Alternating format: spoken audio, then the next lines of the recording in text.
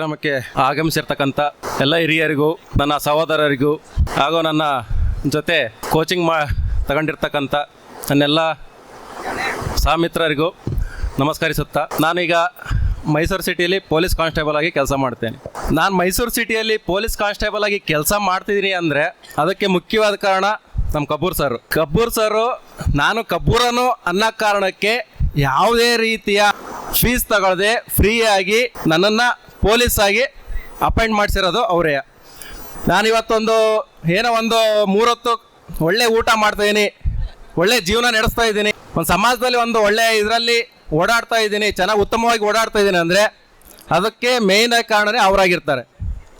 ನಾನು ಈ ಸಂಸ್ಥೆಗೆ ಬರೋಕ್ಕಿಂತ ಮುಂಚೆ ಒಂದು ಅಂಜಿಕೆ ಇತ್ತು, ಅವ್ರನ್ನ ಹೆಂಗೆ ಕೇಳಲಿ, ಅವ್ರ ಹತ್ರ ಹೆಂಗೆ ಹೋಗಿ ಕೇಳೋದು, ಯಾವ ಥರ ಕೇಳೋದು, ಫೀಸ್ ಕಟ್ಟೋಕ್ಕೆ ಅಮೌಂಟಿನ ಪ್ರಾಬ್ಲಮ್ಮು.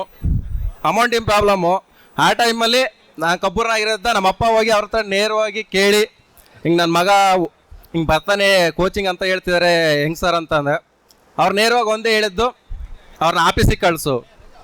ನಾನು ಆಫೀಸ್ಗೆ ಹೋಗಿ ಅವ್ರು ಮೀಟ್ ಮಾಡಿದಾಗ ಅವ್ರು ಹೇಳಿದ್ದು ಒಂದೇ ಮಾತು, ನನಗೆ ನಮ್ಮೂರವರು ಬೆಳಿಬೇಕು, ನಮ್ಮೂರನ್ನ ನಾನು ಬೆಳೆಸ್ತೀನಿ, ನಾನು ಯಾವುದೇ ರೀತಿಯ ಅವ್ರ ಹತ್ರ ಫೀಸ್ ತಗೊಳ್ಳದೆ ಫ್ರೀಯಾಗಿ ಬೆಳೆಸ್ತೀನಿ, ನೀನು ಸಹಿತ ಅದೇ ದಾರಿಯಲ್ಲಿ ನಡೆದು ನಿನ್ನ ಕೈಲಾದ್ರೆ ಬೇರೆಯವ್ರನ್ನ ಸೇರ್ಸು, ಅವ್ರಿಗೆ ಮಾರ್ಗದರ್ಶನ ಮಾಡಿಸು, ಅವರು ಸಹಿತ ನಮ್ಮೂರ ಹೆಸರನ್ನ ಬೆಳೆಸ್ಲಿ ಅನ್ನೋದನ್ನ ಅವ್ರೊಂದು ಕಿವಿ ಮಾತು ಹೇಳಿದ್ರು. ಈ ಕೋಚಿಂಗ್ ಸೆಂಟರ್ ಅಲ್ಲಿ ನಾನು 2018ರಲ್ಲಿ ಬಂದೆ. 18ರಲ್ಲಿ ಬಂದಾಗ ಟ್ರೈನ್ ಪಾಸ್ ಮಾಡ್ಕೊಂಡು ಓಡಾಡ್ತಾ ಇದ್ದೆ. ನಾನು ಟ್ರೈನ್ ರೈಲ್ವೆ ಸ್ಟೇಷನ್ ಇದ್ದ ಕೋಚಿಂಗ್ ಸೆಂಟ್ರಿಗೆ ಬರಕ್ಕೂ ದುಡ್ಡಿರಲಿಲ್ಲ, ನಡ್ಕೊಂಡೇ ಬರ್ತಿದ್ದೆ. ಆ ಟೈಮಲ್ಲಿ ಕೆಲವೊಂದು ಎಕ್ಸಾಮ್ಗಳಿಗೆ ಅಪ್ಲೈ ಮಾಡಕ್ಕಾರೋ ದುಡ್ಡಿಲ್ಲ ಅಂದ್ರೆ ಅವರೇ ಸಹಿತ ಅಮೌಂಟ್ ಕೊಟ್ಟು ಅಪ್ಲೈ ಮಾಡೋ ಅಂತಲೂ ಹೇಳಿದ್ದಾರೆ, ಅಪ್ಲೈ ಮಾಡಿಸಿದ್ದಾರೆ. ಇನ್ನೊಂದು ಏನಪ್ಪಾ ಅಂದ್ರೆ ಅವ್ರದ್ದು ದೊಡ್ಡ ಗುಣ ನಮ್ಮ ಊರಲ್ಲಿ ಬೆಳಿಬೇಕು ಅನ್ನೋದು, ನಮ್ಮ ಹುಡುಗರು ಬೆಳಿಬೇಕು ಅನ್ನೋದು. ಅದನ್ನ ಎಷ್ಟರ ಮಟ್ಟಿಗೆ ನಮ್ಮ ಊರವರು ಉಪಯೋಗಿಸ್ತಿದಾರೆ ನನಗೆ ಗೊತ್ತಿಲ್ಲ. ಬಹಳ ಜನ ಕೇಳಿದ್ವಿ ನಾವು, ಇನ್ನು ಅವರು ಹೇಳ್ತಾ ಇದಾರೆ, ಇನ್ನು ಹೇಳು, ಬರ್ಲಿ, ಕಲೀಲಿ, ಒಂದು ಉತ್ತಮವಾದ ಜೀವನ ನಡೆಸಲಿ, ಒಂದು ಜಾಬ್ ತಗೊಳ್ಳಿ. ಸರ್ಕಾರಿ ನೌಕರಿ ಅನ್ನೋದು ಈಗ ಹೆಂಗಾಗಿದೆ ಅಂದ್ರೆ ಗಗನ ಕುಸುಮ, ಸಿಗದೆ ಬಹಳ ಕಷ್ಟ, ಸಿಕ್ಕ ಮೇಲೆ ಉಳಿಸ್ಕೊಳ್ಳೋದು ಇನ್ನೂ ಕಷ್ಟ.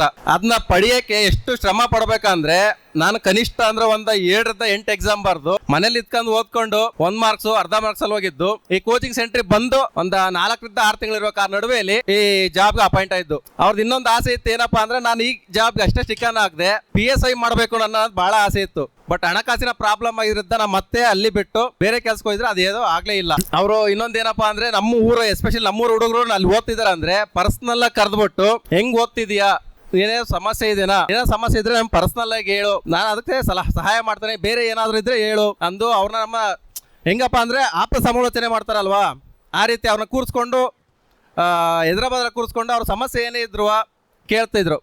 ಮತ್ತೆ ಅವರು ಕೂತ್ಕೊಂಡು ಹೆಂಗೆ ಓದಬೇಕು, ಏನು ಓದಬೇಕು ಅನ್ನೋದನ್ನ ಕ್ಲೀನಾಗಿ ನೀಟಾಗಿ ಹೇಳ್ಕೊಟ್ಟಿದ್ದ ಭಾಳ ಖುಷಿ ಅನ್ಸೋದು ಅವರು. ಇನ್ನೊಂದೇನಪ್ಪ ಅಂದರೆ ಈ ಆ ಕೋಚಿಂಗ್ ಸೆಂಟರ್ ಇದ್ದ ಮತ್ತೆ ಈ ಲೆವೆಲಿಗೆ ಬೆಳೆದಾರೆ ಅಂದರೆ ನಮ್ಗೆ ಭಾಳ ಖುಷಿ ಆಗುತ್ತೆ. ನಮ್ಮೂರು ಅವ್ರು ಇನ್ನೊಂದು ಬೇರೆ ಎಲ್ಲ ಹೆಸರು ಇಡ್ಬೋದಾಗಿತ್ತು, ಅವರು ಕಬ್ಬೂರ್ ಎಜುಕೇಷನ್ ಸೊಸೈಟಿ ಅಂತಲೇ ಇಟ್ಟಿದ್ದಾರೆ. ಅವ್ರಿಗೆ ನಮ್ಮೂರ ಮೇಲೆ ಭಾಳಷ್ಟು ಅಭಿಮಾನ, ಭಾಳ ಅಕ್ರೆ. ನಮ್ಮೂರವರು ಅಂದರೆ ಅವರು ಊರ ಹೆಸರಲ್ಲೇ ಬೆಳೆಸ್ಬೇಕು, ಊರ ಜೊತೆಗೆ ಊರವ್ರನ್ನೂ ಬೆಳೆಸ್ಬೇಕು ಅನ್ನೋದು ಭಾಳ ಇದೆ ಅವರಿಗೆ. ಒಳ್ಳೆ ವ್ಯಕ್ತಿತ್ವ, ಒಳ್ಳೆ ಸ್ವಭಾವ, ಒಳ್ಳೆ ವ್ಯಕ್ತಿ. ಅಂಥ ವ್ಯಕ್ತಿ ಕೈ ಕೆಳಗೆ ನಾನು ಓದ್ಕೊಂಡು ಈ ಮಟ್ಟಕ್ಕೆ ಒಂದು ಕೆಲಸ ತಗೊಂಡು ಒಳ್ಳೆ ಜೀವನ ನಡೆಸ್ತೀನಿ ಅಂದರೆ ಅದಕ್ಕೆ ಅವರೇ ಕಾರಣ. ಈ ಜೀವನ ಕೊಡೋದಕ್ಕೆ ಅವರಿಗೆ ನಾನು ತುಂಬ ಅನಂತ ಧನ್ಯವಾದ ತಿಳಿಸ್ತಾ ಇದ್ದೀನಿ. ಇಷ್ಟು ಹೇಳಲು ನನ್ನ ವೇದಿಕೆ ಮೇಲೆ ಕರೆಸಿದ ಕಬ್ಬೂರ್ ಸರ್ಗೂ ಮತ್ತು ಅವರ ಕಬ್ಬೂರ್ ಎಜುಕೇಷನ್ ಸಂಸ್ಥೆಗೂ ಧನ್ಯವಾದ ಹೇಳ್ತಾ ನನ್ನ ಮಾತು ಮುಗಿಸ್ತಾ ಇದ್ದೀನಿ.